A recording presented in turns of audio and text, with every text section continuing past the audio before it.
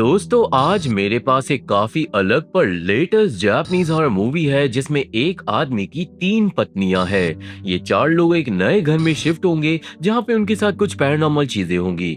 Now कई बार movies में दिखाया जाता है बहुत भयंकर डेमोनिक सीनों को जो भूतिया लगते हैं, पर ये मूवी हमें घरेलू चीजों से डराएगी क्योंकि कई बार पैरानॉर्मल चीजें जब आसपास होती है तो घर के हालात बिगड़ने लगते हैं, लोगों का मूड खराब रहता है और कई काम बनना बंद हो जाते हैं। कुछ ऐसा ही होगा हमारी आज की इस मूवी में जिसका नाम है बैंड फ्रॉम ब्रॉडकास्ट मेरी तीन पत्नियां। आप लोग अब तुरंत वीडियो को लाइक कर दो और चैनल को सब्सक्राइब कर दो, बिकॉज़ ये सपोर्ट आपकी तरफ से बिल्कुल फ्री है और मेरी बहुत मदद करता है। अरे भाई, अगर आप ही लोग नहीं करोगे सपोर्ट तो कौन करेगा। आप देख रहे हो डिमोनिक आर्काइव जो बेस्ट और रिकैप चैनल है, और हम सीधा चलते हैं बैंड फ्रॉम ब्रॉडकास्ट मेरी तीन पत्नियों की कहानी की तरफ। कहानी शुरू होती है नवंबर 2024 में। हम देखते हैं एक प्रीस्ट को जो प्रेयर्स कर रहा था तीन लड़कियों के साथ, और उस प्रीस्ट की प्रेयर से तीनों लड़कियां मंदहोश हो गई थी। यहाँ पे यूको नाम की एक लड़की अचानक पागलों की तरह माफी मांगने लगती है, बोलने लगती है कि उसने बहुत बड़ी गलती कर दी, प्लीज उसे माफ कर दो क्योंकि उसने अपने पति को मार डाला है। सीन आता है 2023 में और हम मिलते हैं कोजी से जो शादीशुदा था, पर जल्दी ही घर में घूमता हुआ हम देखते हैं तीन अलग अलग औरतों को, और ये तीनों ही कोजी की पत्नियां थी। जी हाँ, ये आदमी तीन पत्नियों के साथ एक घर में रह रहा है और उनमें से एक थी यूको। नाउ एक साल में कुछ ऐसा हुआ जिससे तीनों बीवी की मेंटल स्टेट बिगड़ गई है और इसलिए इस प्रीस्ट के पास ये लोग आई हुई हैं। हम मिलते हैं एक दूसरी बीवी से जिसका नाम है मारीना।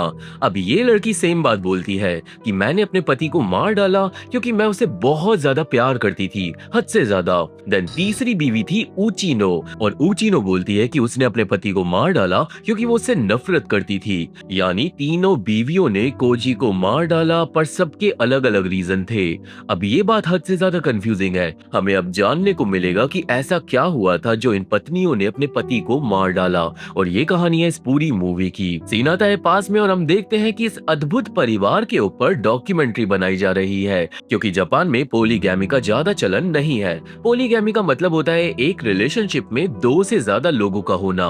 यूको डॉक्यूमेंट्री टीम को बताती है कि कैसे उनके घर में सारी पत्नियां थोड़ा थोड़ा काम करती है। यूको का काम था पैसे कमाने का, मारीना घर की सफाई करती थी और ऊचिनो खाना बनाने का काम करती थी, और कोजी जो लड़का है वो कुछ नहीं करता। देन यूको बताती है कि कैसे ये लड़कियां अपने पति को चूज नहीं करने देती कि वो रात को किसके साथ रहेगा। ये चुनाव ये तीनों लड़कियां आपस में करती है और ये सब काफी अच्छी दोस्त भी थी। मारीना और ऊचिनो इन दोनों का भी सेम ही कहना था। वहीं कोजी डॉक्यूमेंट्री टीम को बताता है कि पहले उसे लगता था कि ऐसा पोलीगैमी रिलेशन गलत है, पर एक सेकंड बाद वो बोल देता है कि नहीं, वो तीनों पत्नियों से इक्वली प्यार करता है। यानी इस आदमी का मन पक्का नहीं था। अब सब लोग डिनर कर रहे थे और सब कुछ नॉर्मल था जब ऊपर के फ्लोर से कोजी को शोर आने लगता है। ऐसा लग रहा था कि ऊपर टीवी चल रहा है, पर वो लोग इस बात को इग्नोर कर देते हैं। देन डॉक्यूमेंट्री टीम वाले सवाल करते हैं कि ये लोग ऐसे रिलेशन में आए कैसे। कोजी बताता है कि उसने सबसे पहले यूको को डेट करना स्टार्ट करा था। देन यूको की दोस्त थी मारीना और मारीना की दोस्त थी ऊचिनो। बात यह है कि कोजी ने पहले यूको को चीट किया था मारीना के साथ, जिससे यूको को बड़ा झटका लगा था, पर देन यूको ने कोजी को माफ कर दिया था और ये तीनों इवेंचुअली एक चीज के बाद दूसरी चीज होने के बाद रिलेशन में आ गए थे।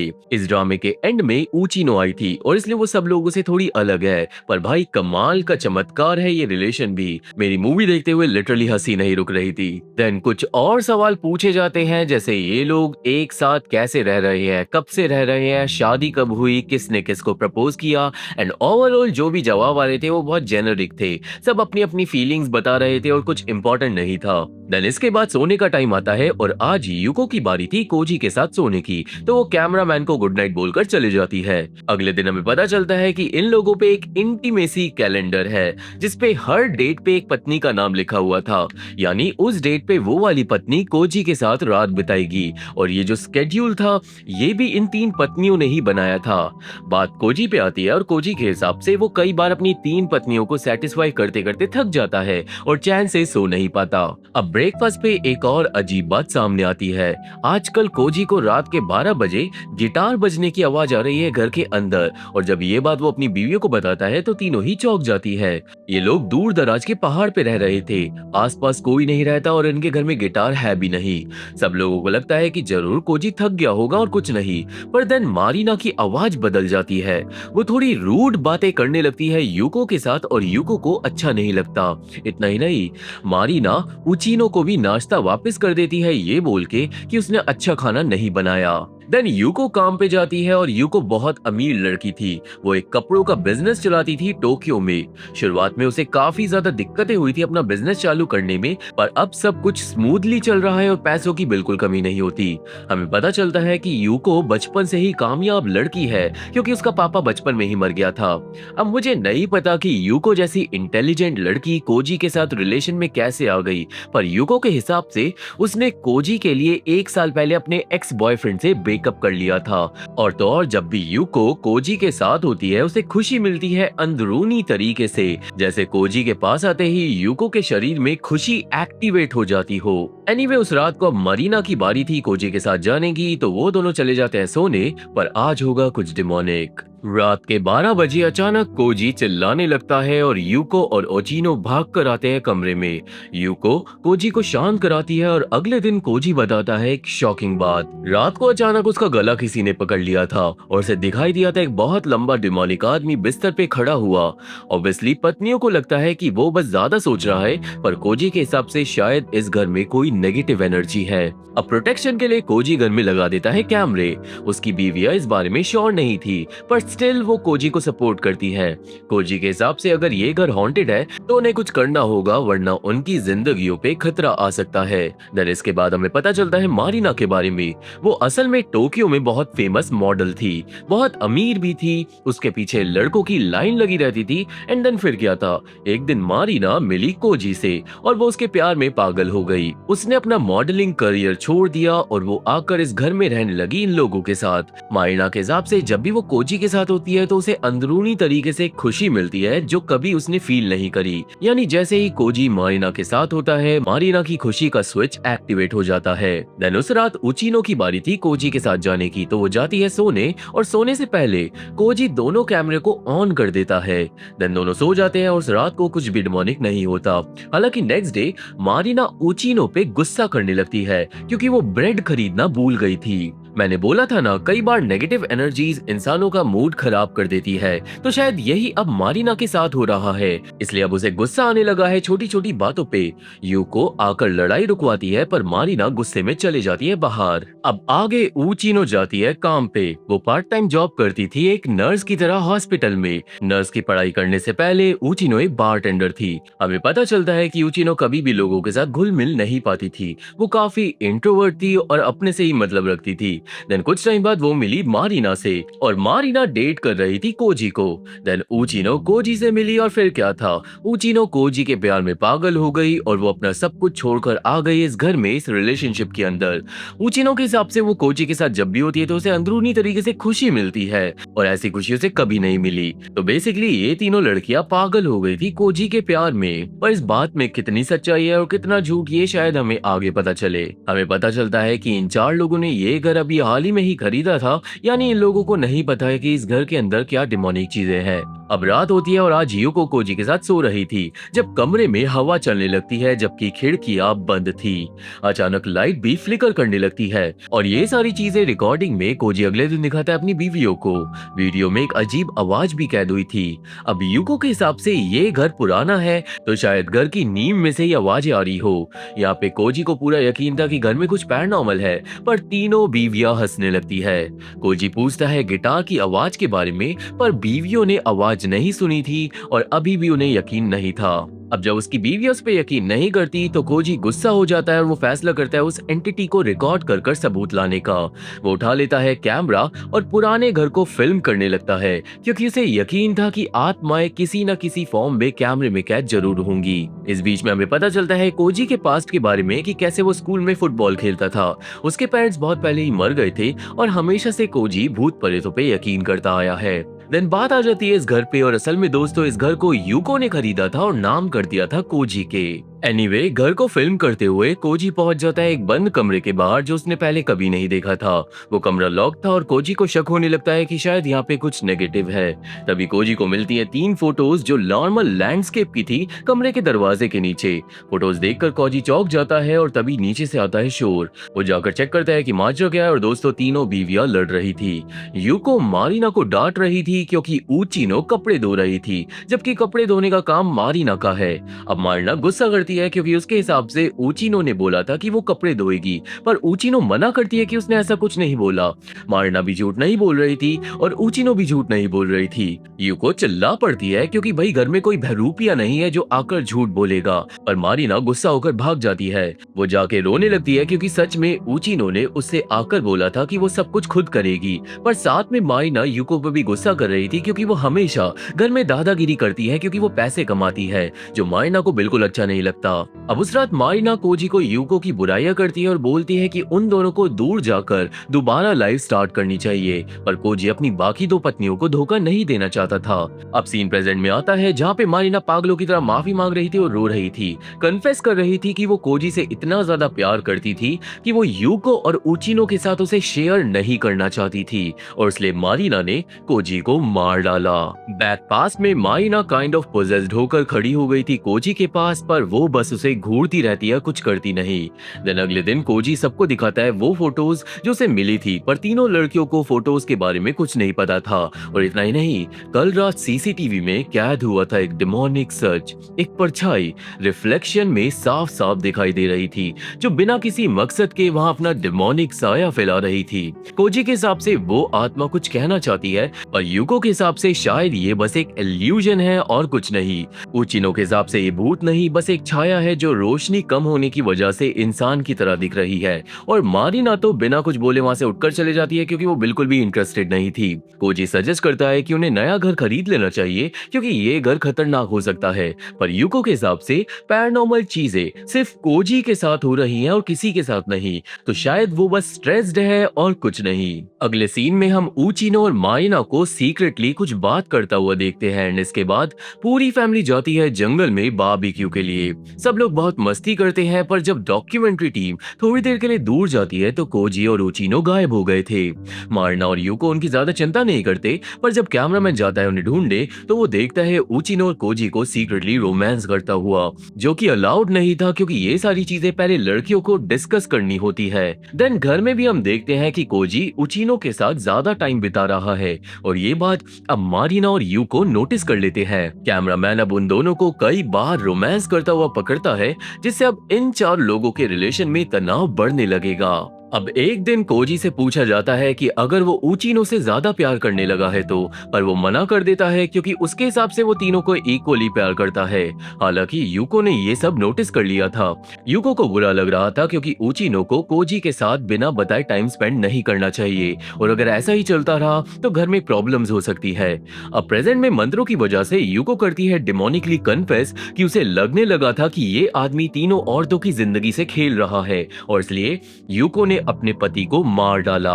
नाउ बैक पास में कोजी को यूको डिमोनिक तरीके से छिप कर देख रही थी। ऊचिनो और कोजी का रोमांस बढ़ता ही जा रहा था, और आज जब वो सोने जा रहे थे तो मारिना उन्हें घूर रही थी। ये साफ था कि इनका रिलेशन बिगड़ने वाला है। दिन रात को ऊचिनो अचानक चिल्लाने लगती है। कोजी उसे शांत करवाता है और यूको भी कमरे में भाग कर आ जाती है। ऊचिनो को बुरा सपना आया था तो दोनों लोगों से कंफर्ट करते हैं, पर देन आती है मारिना और वो चिल्ला पड़ती है।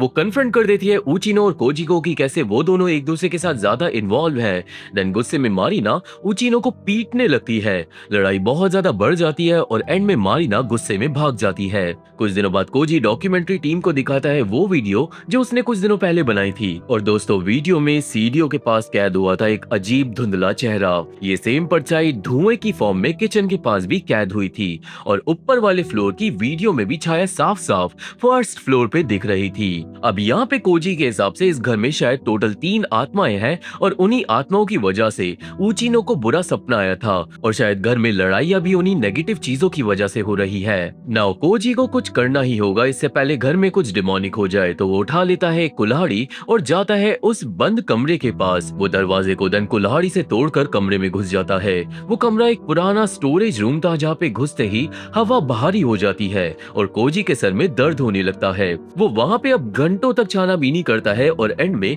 उसे मिलती हैं कुछ पेंटिंग्स। उन पेंटिंग्स को कोजी अपनी पत्नियों को दिखाता है। कोजी के हिसाब से घर की आत्माओं का इन पेंटिंग्स और उन फोटोग्राफ से कोई नाता है, पर तीनों लड़कियों को ये बस नॉर्मल पेंटिंग्स लग रही थी। देन कोजी को आने लगती है गिटार की आवाजें, पर वो आवाजें किसी और को सुनाई नहीं देती। आवाजें बढ़ने लगती हैं और कोजी का ब्लड प्रेशर भी। वो पागल सा हो जाता है इस बात को प्रूव करने के लिए कि ये घर हॉन्टेड है, जिससे परेशान होकर चिल्लाकर मारिना भाग जाती है ऊपर। स्टिल कोजी को लगता है कि मारिना को भी शायद वो शैतानी आवाज सुनाई दी होगी। कोजी स्टिल यूको और ऊचिनो को समझाता है कि ये घर हॉन्टेड है और इसलिए सब लोग लड़ाई कर रहे हैं और ये लड़ाइयाँ एक दिन घर में हादसा करवा देंगी, पर उसकी बात कोई नहीं सुनता। हम लोग भी कन्विंस होने लगते हैं कि शायद ये घर सच में हॉन्टेड है और इसलिए कोजी थोड़ा पागल हो गया है और शायद वो शक्तियाँ तीनों लड़कियों को पोजेस कर रही है और शायद इसलिए ही इन दी एंड ये लड़कियां कोजी को मार डालेंगी। देन उस रात मारिना एक वीडियो बना रही थी जिसमें वो लगातार रोते हुए माफी मांग रही थी, जिसका कोई मतलब नहीं बनता, पर लग रहा था शायद वो पोजेस्ड है। अगले सीन में हम सबको हॉस्पिटल में देखते हैं क्योंकि दोस्तों मारिना ने खुदकुशी की कोशिश करी। वो तो सही टाइम पे उसे बचा लिया गया था, पर इस हादसे से यूको और ऊचिनो भी परेशान थे घर के बारे में। अब देन नेक्स्ट डे यूको बहुत परेशान थी मारिना के लिए, पर कोजी अभी भी ये बोल रहा था कि ये घर हॉन्टेड है। कोजी के हिसाब से घर की डिमोनिक शक्तियों ने मारिना को पोजेस कर लिया है और इसलिए उसने ये सब किया। पर फाइनली यूको का पारा पार हो जाता है। वो कोजी पे गुस्सा करने लगती है कि भाई बहुत हुआ, उसके हॉन्टेड हाउस का ढोंग अब नहीं चलेगा, भूत भूत नहीं होते और जो मारिना ने खुदकुशी की कोशिश करी वो सब कोजी की गलती थी। इतने दिनों से कोजी ऊचिनो के साथ गुलछल्ले उड़ा रहा है और अपनी बाकी दो बीवियों को इग्नोर कर रहा है, जिससे मारिना का दिल टूटा हुआ था और इसलिए उसने खुदकुशी की कोशिश करी। इतना ही नहीं, यूको का भी दिल टूटा हुआ है और वो बहुत परेशान है, पर कोजी सिर्फ और सिर्फ भूतों पे इल्जाम डाल रहा है, खुद रिस्पॉन्सिबिलिटी लेने की बजाय। ये सारी बातें कोजी बस चुपचाप सुनता रहता है और अब यूको के हिसाब से अगर उसने खुद को ठीक नहीं किया तो घर में जरूर कोई मारा जाएगा, भूतों की वजह से नहीं, उसकी वजह से। देन फाइनली यूको के कन्फेशन के बाद कोजी को अपनी गलतियों का एहसास होने लगता है और वो समझ जाता है कि शायद वो तीन औरतों को इक्वली प्यार नहीं कर सकता। अब उस रात को ऊचिनो आती है कोजी के कमरे में और वो एक इंजेक्शन लगाकर उसे मारने की कोशिश करती है। वो तो सही टाइम पे कोजी जाग जाता है और भागता है ऊचिनो से बच के। सेम टाइम पे प्रेजेंट में ऊचिनो कन्फेस करती है एक बड़ा राज। वो हमेशा से कोजी से नफरत करती थी, उसने कभी कोजी से प्यार किया ही नहीं, क्योंकि दोस्तों ऊचिनो रियल में प्यार करती थी मारिना से। नाउ सिंस मारिना कोजी से प्यार करती थी तो जानबूझकर ऊचिनो इस रिलेशन में आई थी ताकि वो एक दिन कोजी को मार डाले और मारिना हमेशा के लिए उसकी हो जाए। ऊचिनो कोजी के क्लोज भी जानबूझकर आई थी ताकि कोजी मारिना के साथ टाइम स्पेंड ना करे। ये सारी चीजें ऊचिनो कोजी को बता देती है, पर वो हो जाता है कंफ्यूज क्योंकि इस पूरी मूवी में मारिना बड़ी बुरी तरीके से पेश आ रही थी ऊचिनो के साथ, पर ऊचिनो समझाती है कि उसे अच्छा लग रहा था जब मारिना उससे बुरा बर्ताव करती थी, यानी कि ये ऊचिनो की एक किंक थी। वो चाहती थी कि उसकी लवर उसे बुरी तरीके से ट्रीट करे। ये बात समझाकर ऊचिनो फिर से कोजी को मारती है और दोनों में हो जाती है घमासान लड़ाई। लड़ाई में क्या होता है ये हमें पता नहीं चलता क्योंकि सीन आता है अगले दिन पे। डॉक्यूमेंट्री टीम घर पे आती है और आज सब कुछ नॉर्मल लग रहा था इस एबनॉर्मल फैमिली के अंदर। मारिना भी हॉस्पिटल से वापस आ गई थी। आज कोजी बोलता है कि घर में उसे कुछ पैरानॉर्मल फील नहीं हो रहा और शायद स्टार्टिंग से ये सब कुछ बस उसका भ्रम था। अचानक ये फैमिली बहुत ज्यादा हैप्पी लग रही थी। सबके जो कन्फ्लिक्ट हमने पूरी मूवी में देखे थे वो सब सॉल्व हो गए थे, जो कि बड़ी अजीब और डिमोनिक बात है। अब पूरा दिन सब कुछ अच्छा रहता है और इवन डिनर पे भी सब लोग खुश रहते हैं और हंस रहे थे सब लोग। सीन आता है वापस प्रेजेंट में, जहाँ पे तीनों बीवियां बोल रही थी कि कैसे उन्होंने अपने पति को मार डाला। यूको के हिसाब से उसे कोजी से छुटकारा चाहिए था क्योंकि वो इन लड़कियों की लाइफ बर्बाद कर रहा था। मारिना के हिसाब से उसने कोजी को मारा क्योंकि वो ऊचिनो से ज्यादा प्यार करने लगा था और ऊचिनो के हिसाब से उसने कोजी को इसलिए मारा ताकि मारीना सिर्फ और सिर्फ उसकी हो जाए। पर फाइनली उन तीनों का एग्जॉर्सिज्म यहाँ पे खत्म हो जाता है। प्रीस्ट तीनों को ब्लेस कर देता है और घर भेज देता है ये बोल के कि वो लोग अब अपने पास से मूव ऑन कर पाएंगे। यानी दोस्तों तीनों बीवियों ने अपने पति को एक ही साथ मार डाला होगा और उसकी लाश छिपा दी होगी, जो पार्ट हमें मूवी में दिखाया ही नहीं गया। पर अभी थ्योरी है एक बड़ी। कुछ टाइम बाद डॉक्यूमेंट्री टीम घर पे आके छानाबीनी करती है पर उन्हें कुछ भी नहीं दिखाई देता। बीच में एक सीन में हम देखते हैं कि कोई कंप्यूटर पे एडिटिंग कर रहा है और भूतों को वीडियो के अंदर मैन्युअली डाल रहा है, यानी भूत रियल में नहीं थे। देन मूवी खत्म हो जाती है और स्क्रीन पे लिखा आता है कि क्या आपको सच्चाई समझ आ गई, यानी सच्चाई की थ्योरी हमें खुद बनानी होगी। बात यह है जो कोजी एक्सपीरियंस कर रहा था पैरानॉर्मल चीजें वो कोजी के लिए रियल में हो रही थी, पर कोजी का दिमाग खराब कर रही थी ऊचिनो, क्योंकि उसने कन्फेस किया था मूवी में कि ऊचिनो कोजी को मारना चाहती है शुरुआत से ताकि वो मारीना के साथ रह सके। यानी ऊचिनो थी असली विलन। उसने जानबूझकर कोजी का दिमाग खराब किया ताकि वो पागल हो जाए और घर में विवाद हो जाए। ऊचिनो का प्लान एंड में काम कर गया क्योंकि एंड में पत्नियों ने पति को मार डाला था और अगर वो सीन ये लोग मूवी में दिखाते तो मूवी में 4 चांद लग जाते। हालांकि एक बात यहाँ पे याद रखो, मूवी के एंड में सब कुछ ठीक हो गया था, सारे लोग बड़े खुश थे और कोजी के साथ पैरानॉर्मल चीजें नहीं हो रही थी। तो यहाँ पे थ्योरी के हिसाब से जो एंड में हमने कोजी देखा था वो कोजी नहीं था, वो कोजी की आत्मा थी। यानी कोजी की बीवियों ने उसे रात को ही मार डाला था और उसकी आत्मा रह रही थी उन बीवियों के साथ। आपको क्या लगता है मुझे कमेंट में बताना। वेल ये था पूरा recap banned from broadcast my 3 wives movie का, जिसकी कहानी जरा सी भी डरावनी नहीं थी। क्रीपी सेंस भी मूवी में नहीं था क्योंकि इस मूवी के कलर्स भी बहुत ज्यादा ब्राइट थे। हमें घरेलू ड्रामे से डराने की कोशिश की गई है जो कि थोड़ा ओरिजिनल था, पर ओवरऑल ये मूवी 4 आउट ऑफ 10 है। आपको क्या लगता है मुझे कमेंट में बताना। आप देख रहे हो डिमोनिक आर्काइव्स जो बेस्ट और रिकैप चैनल है। वीडियो अच्छी लगी हो तो प्लीज वीडियो को लाइक कर दो और चैनल को सब्सक्राइब कर दो क्योंकि ये सपोर्ट आपकी तरफ से बिल्कुल फ्री है और हमारी बहुत मदद करता है। मैं हूं कैरिश और मैं चैनल अपडेट्स डालता हूं टेलीग्राम पे और पर्सनली मैं सबका इंस्टाग्राम पे रिप्लाई करता हूं, तो वहां पे भी जाके फॉलो कर सकते हो। और अब हम मिलेंगे मेरी अगली वीडियो में, तब तक के लिए थैंक यू, बाय बाय।